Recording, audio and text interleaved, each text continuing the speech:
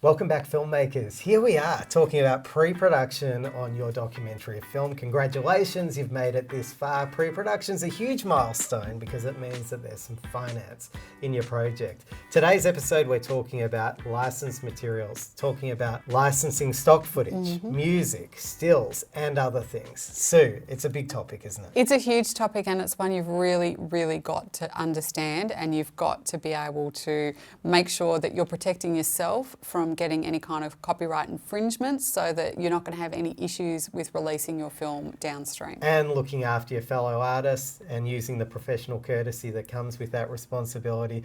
But I would say this could be the biggest pitfall that a young filmmaker could fall into is misusing licensed material. And that's what we're going to talk about today. I'm gonna raise one example of where copyrighted material can trip you up without you even realising. We, quite a few years ago, were making a film and we did an interview with somebody, and during that interview they burst into song and sang a few lines of Take Me Home Country Road, the John Denver song. It was literally just a few lines and it was beautiful for the story. We cut it all together. It was, it was such a powerful, really emotive sequence. And when we thought, oh, we better just check, maybe we could actually license the original to, put underneath this and just enhance the scene. And as we explored doing that, we discovered we actually needed to pay a licensing fee to use just the recording of the participants singing the song, not even the John Denver version or a recorded version, but to actually use the version we'd captured by just a layperson singing it to camera. So, and it wasn't cheap, can I just say, but it was great and it worked really well in the film. But had we not done that, we could have been in a licensing copyright infringement and not even realised. And that would have then caused problems when we sold that film to broadcasters and et cetera, et cetera. So that is why we're kind of banging on about it today, because it's something you have to be aware of and you really want to get it right. All right, well, that's a great story. So let's look at some other elements that you need to consider when it comes to licensed materials. So often in documentaries, we need to think carefully about licensing. This might be licensing stock footage, archival materials, footage that other people have produced, potentially animations, potentially music. So let's talk about it. There is quite a bit involved in licensing footage. There's everything from, what we're all kind of used to doing now on all the different sites where you can license stock footage that you might be using for social media. And, if you use something like Canva, you can access a whole range of still images that are royalty free because it's part of the Canva licensing that you pay for. But if you're making a documentary film, you can't just jump into those libraries, take the footage, stick it in your film and, Bob's your uncle. It does not work that way. Well, what happens if I just rip it off YouTube and stick it in my film? Well, the person who owns that footage could actually come after you for, payment. Can it derail the whole film? Yeah, absolutely, because if you try and sell it to a streaming service or a broadcaster, they cannot show your film with that footage in it if you haven't gone through the appropriate licensing channels.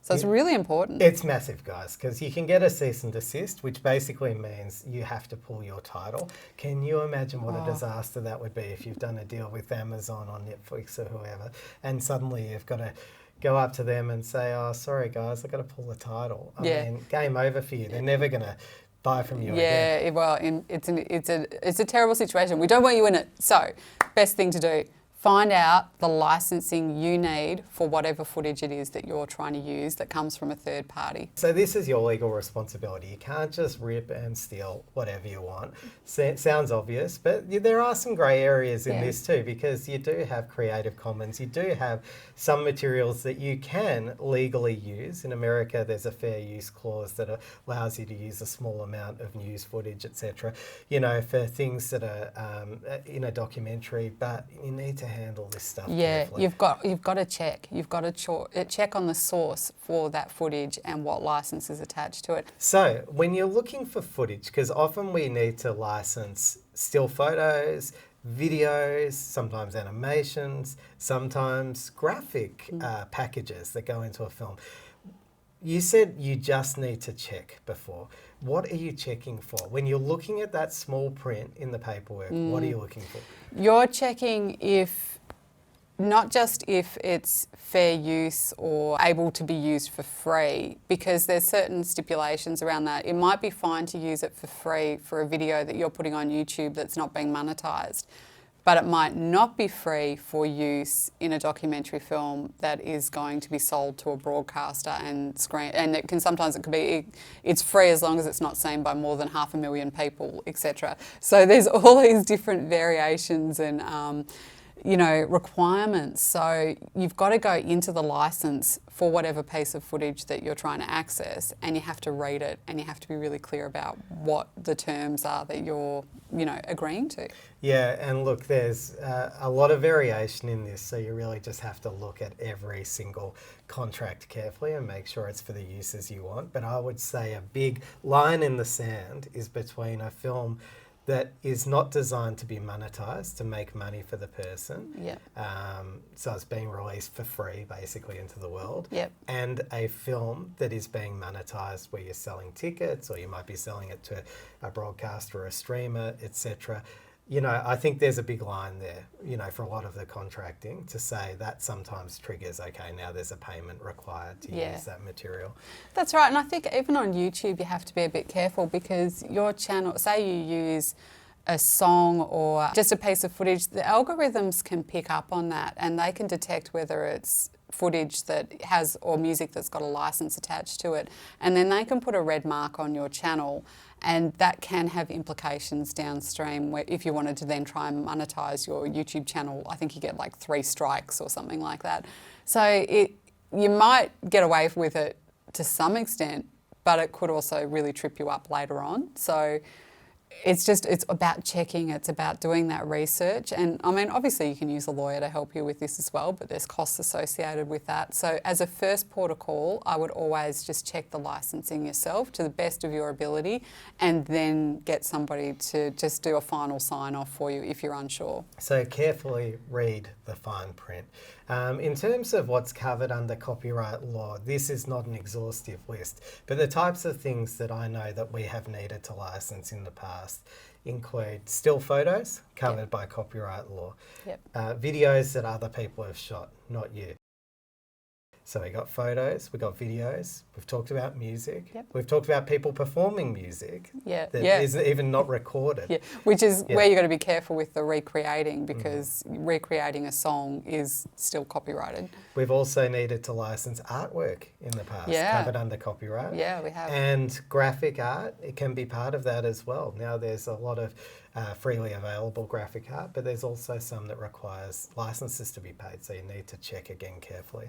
So there's some of the things that you need to keep in mind. If they're coming into elements of your storytelling, now in pre-production is the time to do the careful reading of the contracts, the research to find out how much things cost, to figure out if it should even land in your budget or not. And there have been many times, to be honest, when we've talked about a piece of material and then we've looked up the licensing fee and said, nah, not that one.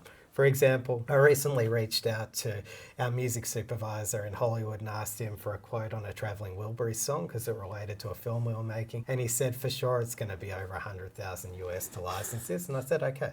And we dropped it, But at other times, I remember we were trying to get a piece of footage of JFK, the moonshot speech, the famous speech. Yeah. Do you remember that? Yeah, and that was covered by Creative Commons, so it didn't have a licensing obligation connected to it. Perfect. Yeah. So you just got to do the research, and this is the time to do it in pre-production. And I know this all probably sounds a little bit overwhelming, and you clearly do not want to get yourself into a copyright dispute. So that's why we really are emphasising to really check, really make sure you know where that footage or music or still image is coming from, and just make sure you're covered in the licensing, or that you've paid the appropriate fees to use that. Just because, think about it in reverse. You don't want someone ripping off your film and using it without your permission. So it's the same thing. It's almost professional courtesy, really, if you look at it that way. So, reciprocity, do the right thing for other artists and have them do the right thing via you. That's right. So that's it for talking about licensed materials during pre-production. We might touch on it again during post-production, because often you do need to deal with the actual contracting part at that point. But for now, we'll cover that topic off. Invite you to subscribe and join us for the next episode, all about pre-producing your documentary film.